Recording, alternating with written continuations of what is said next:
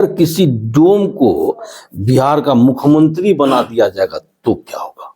कुत्ता को हटाकर हम लोग वो सब जूठा समेटते थे हाड़ी में और उसको 3-3 4-4 दिन खाते थे।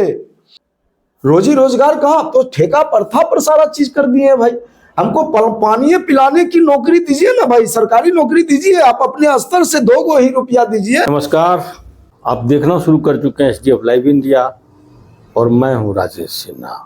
आज मैं अपने स्टूडियो में पप्पू डोम को बुलाया हूं। पप्पू डोम आरजेडी के नेता हैं, जदयू के नेता हैं, बीजेपी के, ये इससे कोई मतलब नहीं है। आज मैं इनसे ये जानना चाहता हूं कि जब ये राजनीति में आए, अपने समाज के उत्थान को लेकर सोचे और अब जाहिर तौर पर 4-5 वर्ष हुए होंगे राजनीतिक दुनिया में, बाकी ऐसे ये पोस्टमार्टम करते हैं। इनका पुश्तैनी धंधा पोस्टमार्टम करना, लाश का मुख अग्निदान देना। आज मेरा सवाल इनसे यही होगा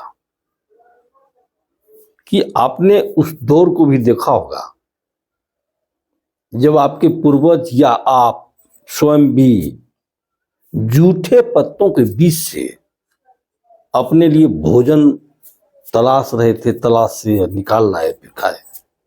और आज के समय में आप अपनी जिंदगी जी रहे हैं, चाहे जैसे भी हो। कितना अंतर है पप्पू जी? आपने पत्रकार महोदय जो सवाल किए हैं वो बिल्कुल सत्य है कि हमारा समाज पहले जूठे पत्तल पे अनाज तलाशते थे। वो एक दौर था और उस समय का व्यक्ति जो अभी कहते हैं, अभी देख रहे हैं कि मेरा समाज डेवलप कर चुका है, आगे बढ़ चुका है, सारा चीज में भागीदारी खोज रही है, मांग रहा है, तो इन लोगों को जूठा पत्तल पर से अनाज उठवाने के लिए किसने प्रेरित किया? इसको अछूत किसने बनाया है? दृष्टि से किसने देखा? मैं कहता हूं उस समय इतना तो महंगाई भी नहीं था और इतना अनाज भी नहीं था, गरीबी था उस समय। हमारे बाप दादा शुगर चलाते थे, शुगर का कारोबार करते थे, शुभ दौड़ी बनाते थे, घाट पे मुखअग्नि दान देता था। उस समय 10 रुपया, 20 रुपया, 21 रुपया, 51 रुपया ऐसे करके देते थे मुखअग्नि दान। और वहां पे जो सामंतवादी लोग, जो मनुस्मृति के लोग अपने घर पे भोज भात करते थे, तो वो जाके डोम को कहता था कि न्योता नहीं देता था, वो सिर्फ जाके कहता था कि आज मेरे यहाँ फल्ला के यहाँ भोज है तो पत्ता उठाने के लिए चले आना। तो यह पत्ता उठाने की सवाल, आप यह नहीं कहते थे कि मेरे यहाँ आज विवाह है या कोई श्राद्ध है, डोम राजा आप आइएगा, खाइएगा, आपको मैं खिलाऊंगा, आपका आशीर्वाद लूंगा। लेकिन ये सब नहीं बोलता था। ये बोलता था क्योंकि वो है दृष्टि से देखता था कि अछूत समाज है, यह डोम है, यह मुख अग्निदान देता है, इसको हटा के रखो। तो ये किसने किया? ये मनुस्मृति के लोग ने किया। वह समय 93-94 की बात थी, जब 96 में हमारा सरकार आया लालू प्रसाद यादव जी का, तो उन्होंने देखा कि यह अछूतों पे अत्याचार हो रहा है, इनको कुर्सी पर बैठने के लिए नहीं दिया जाता है, इन्हें ब्लॉक में नहीं घुसने दिया जाता है। यह भी तो इंसान है, इन्हें भी तो राजनीति भागीदारी मिलना चाहिए, संवैधानिक अधिकार मिलना चाहिए, शिक्षा अधिकार मिलना चाहिए। चलिए ठीक है, मतलब ये माने कि लालू यादव के शासनकाल में आप लोग का उत्थान हुआ, बिल्कुल। तो सवाल यह है कि अभी के समय में आप लोग कर क्या रहे हैं? अभी के समय में क्या कर रहे हैं?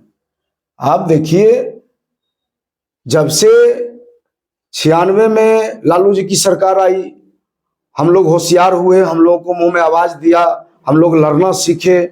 उसके बाद जो है कि 2004 तक हमारी सरकार चली, राबड़ी जी की सरकार आई, हम लोगों के आरक्षण के लिए कर्पूरी ठाकुर जी भी तो ठीक है। उसके बाद लालू जी भी हमारे आरक्षण, ठीक है, राबड़ी जी भी हमारे आरक्षण का लाभ, लेकिन 20 साल आरक्षण की लाभ कौन देगा?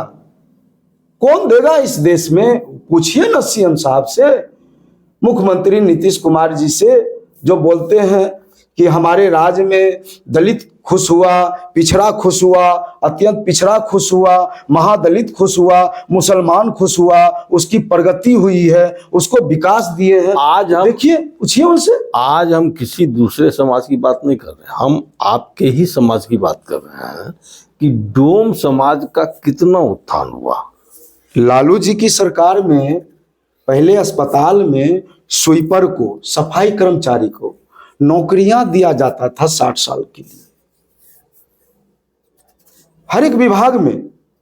लेकिन जब से नीतीश जी की सरकार आई तो सारा चीज को ठेका पे भेज दिया गया, ठेका प्रथा हो गया। और ठेका प्रथा में 8,000 का महीना पर आज 20 साल से हमारा डोम समाज को जीवन यापन करते करते जो है ना, उनका कमर घिस चुका है, उनका पैर घिस चुका है। लालू यादव को भगवान मानते हैं, बिल्कुल। लेकिन आपके ही समाज के लोगों का कहना है कि जितना भी उत्थान हुआ है वो नीतीश राज में हुआ। अगर नीतीश राज नहीं आता तो इतना उत्थान नहीं होता। वो समाज में, वो मेरा समाज नहीं होगा, वो कोई बहरूपिया होगा या नीतीश जी के ही टट्टुओं के कोई नेता से, एनडीए का कोई नेता होता, उसको सिखा पढ़ा के बुलवाता उलवाता होगा। लेकिन नीतीश जी की राज में अगर कोई पीसा गया है तो दबे कुचले डोम, चमार, मेहतर, मुसहर, ये सब पीसा गया। हम बार बार बोल रहे हैं कि दूसरे समाज की चर्चा हम अगले वीडियो में करेंगे। ठेकेदारी तोड़ दीजिए, नीतीश जी सरकारी नौकरी दीजिए। हम कुछ नहीं, हम ये डोम समाज के विषय में जानना चाह रहे हैं कि जिस समय, मतलब आपने भी देखा होगा कि जिस समय वो भोज पत्तों के बीच से अपने लिए जूठे मतलब हम लोग कुत्ता से लड़ते थे। भोज जब होती थी तो सारा पंगत में बैठा हुआ रहता था मनुस्मृति का लोग, और जब वो खा के जाता था तो हम लोग उसको उठाते थे तो एक तरफ कुत्ता भी भीड़ जाता था। कुत्ता को हटाकर हम लोग वो सब जूठा समेटते थे हाड़ी में और उसको 3-3 4-4 दिन खाते थे। सूप लेकर, हमारी माँ बहन फूटी हुई सूप लेकर और उस सूप का, बांस का कुछ सामग्री लेकर गांव में टहलती थी कि केकर सूप भांगल छो, लाबो हम तनी सूप के मरम्मत कर दे छियो, तो बदले में आटा देती थी। वो रात छोड़िए श्रीमान, बहुत हो गया। अब तो हमारा समाज जग गया है, हमारा समाज अब लड़ने के लिए तैयार हो गया है। इतनी बात खोली दी तो आप ये बताइए कि आप मतलब उस दौर को देखे हैं जब भीख मांगना पड़ता था, एक तरह से भीख ही कहेंगे, वो सुबह सुबह सुबह डोम समाज के लोग घर घर जाके मांगते थे भीख। और हाँ बिल्कुल, ग्रहण दान लगता था।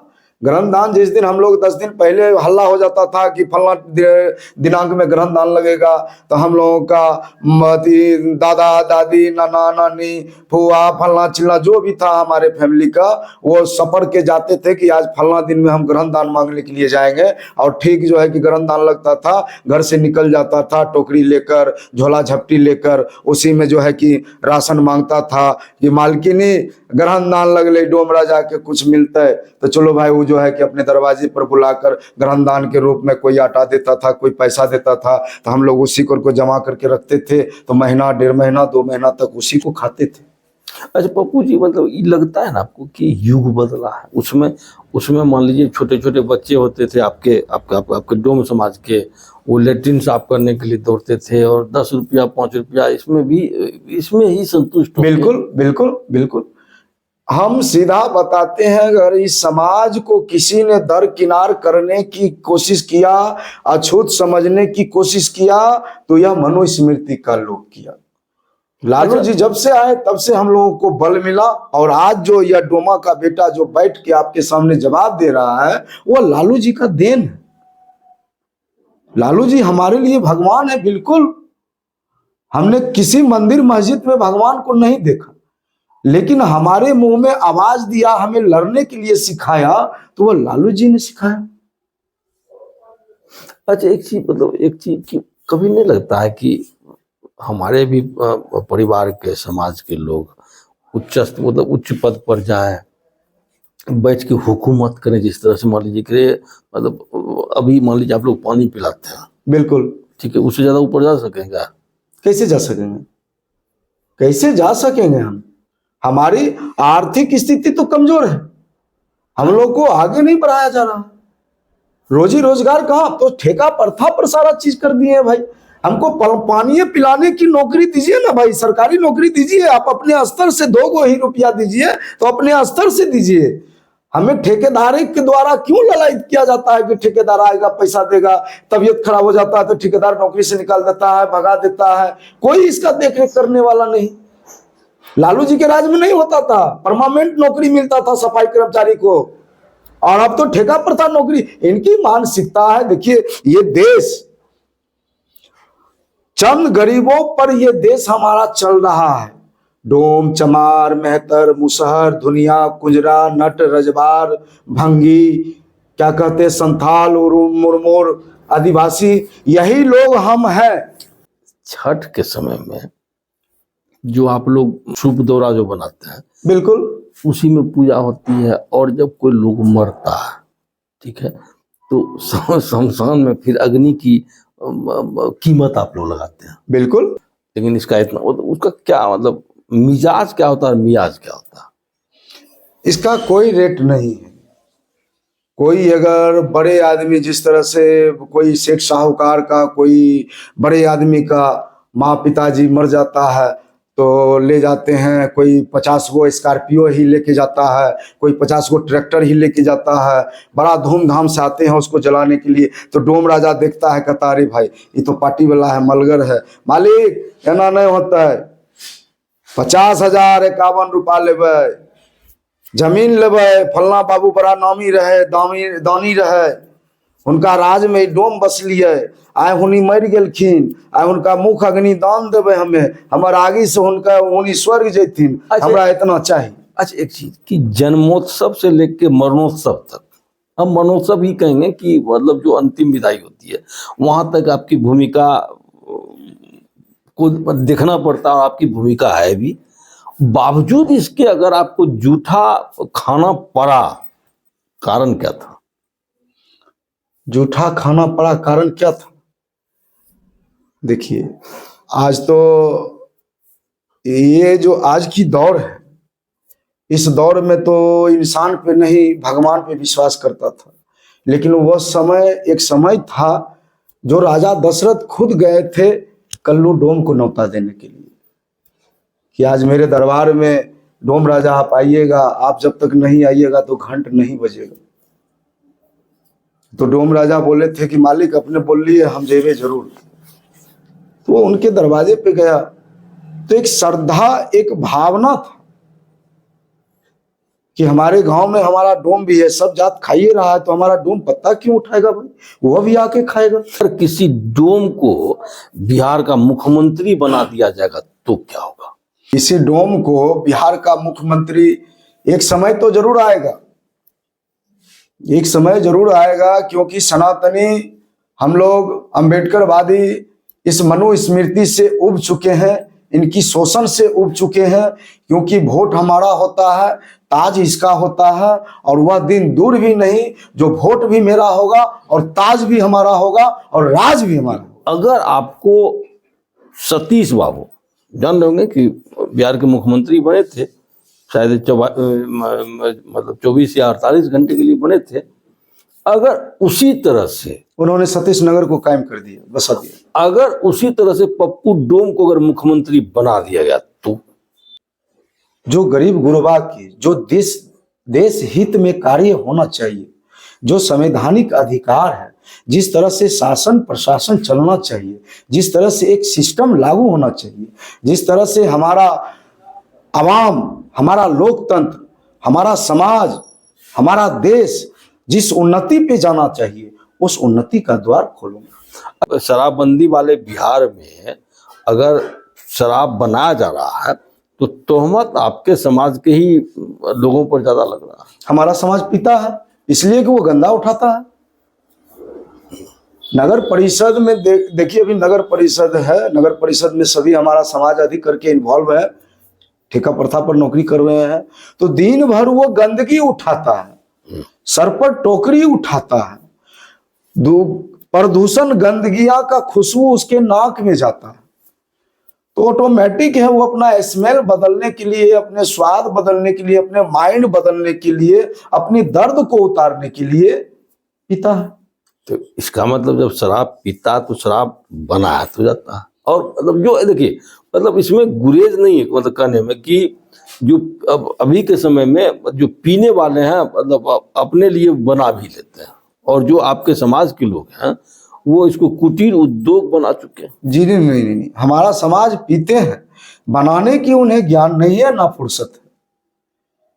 8 बजे सुबह में उठता है, बाल बच्चे जाकर 4 बजे 5 बजे तक जो है कि नगर परिषद में लगा रहता है। डोमिनिया घर में सूप बनाती है, डोम जाके बाहर में ठेकेदारी पर नौकरी करता है। अच्छा, जब बांस की कीमत मान लीजिए बढ़ गई तो फिर नया रोजगार तो ढूंढना पड़ेगा। एकदम होगा। हमारी तेजस्वी जी का सरकार आएगी तो हमारा समाज को बल मिलेगा, आर्थिक बल मिलेगा। आज अगर हमारा समाज को आर्थिक बल नहीं दिया जाएगा तो आगे चल के जो आप लोक आस्था का पर्व छठ पर्व में सूप अच्छा, लेते हैं मतलब- वो सब विलय हो जाएगा। अच्छा। इसीलिए हमें बांस की खेती के लिए जमीन सरकार मुहैया कराएगी, तभी जाके यह संस्कृति परंपरा सूप बनाना ये जागृत रहेगा। अच्छा, चलिए मान लीजिए आपके समाज की बातों को अगर छोड़ दे कुछ मतलब कुछ देर के लिए, तो पशुपति पारस का लालू यादव से जो रिश्ता बना है, जाहिर तौर पर कम से कम यशराज वहाँ मतलब प्रत्याशी होंगे अलोली विधानसभा में। ऐसी परिस्थिति में रामविक सदा का तो पत्ता कट गया। देखिए, ये शीर्ष नेता का काम है।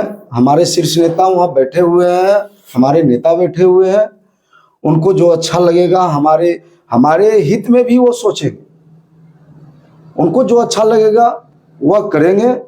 रही बात पशुपति पारस जी का, तो इतिहास गवाह है, अलौली के लोग ने, अलौली की जनता, अलौली की गरीब गुरबा हमेशा उनको मतदान करते रहे और उनको दिल्ली तक पहुंचा दिया। लेकिन अलौली का जनता गरीब गुरबा अपनी झोपड़ी से निकलकर इंदिरा आवास तक और विकास तक नहीं पहुंच पाया।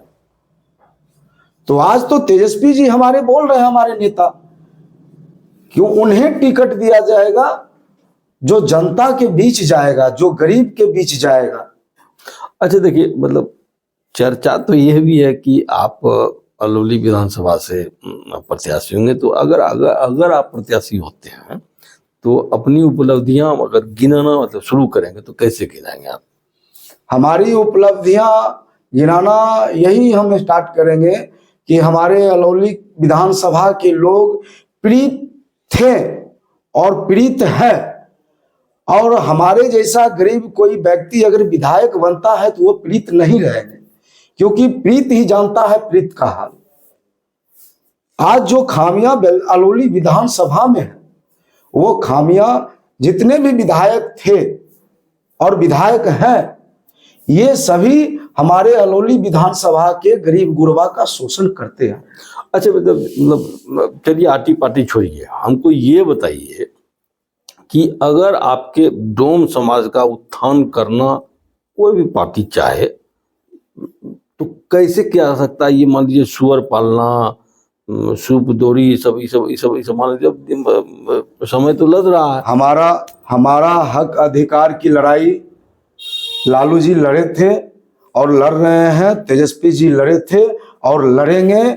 और हमारी समाज को मजबूती होने की जो बात आप कह रहे हैं, वो तेजस्वी जी राजनीतिक भागीदारी देकर हमारे समाज का उत्थान करेंगे, क्योंकि हमारे समाज का नेतृत्व करने वाला कोई नहीं है। आज तक बिहार में इतिहास गवाह है कि कोई डोम का बेटा को टिकट देकर विधानसभा में नहीं बैठाया है। इसीलिए हमारा समाज अछूत बन के बैठा है, निचले पैदाम पर बैठा है, और इन लोगों को अब अधिकार मिलेगा, और वह अधिकार, वह भागीदारी तेजस्वी यादव जी देंगे। चलिए, ये पप्पू डोम जी हैं, बहुचर्चित हैं। आरजेडी में अभी गुटबाजी का दौर चल रहा है। अगर पूरे गुट की बात करना शुरू कर दे तो वक्त थोड़ा लंबा हो जाएगा। गुटबाजी चरम पर है और कुल मिलाकर 5 गुट है। 5 गुट में 3 गुट पप्पू डोम का समर्थन कर रहा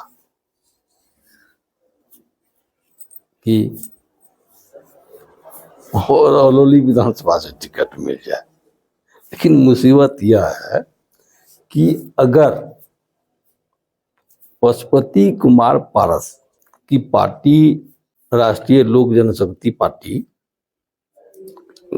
का गठबंधन महागठबंधन से मतलब आरजेडी छोड़ा मतलब महागठबंधन को ये कह सकता है, बाकी स्वयं समझ सकते हैं हम क्या कह दिए।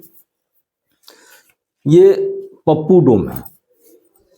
आज इनसे जो उगलवाना था ना, कोशिश किए, कुछ तो बता दिए, कुछ गोल मोल जवाब दे दिए, उनसे कोई मतलब नहीं है। हम फिर अगले वीडियो में इनसे सवाल करेंगे, पार्टी हित और सर्वहित से बढ़ के आपने समाज के लिए क्या किया।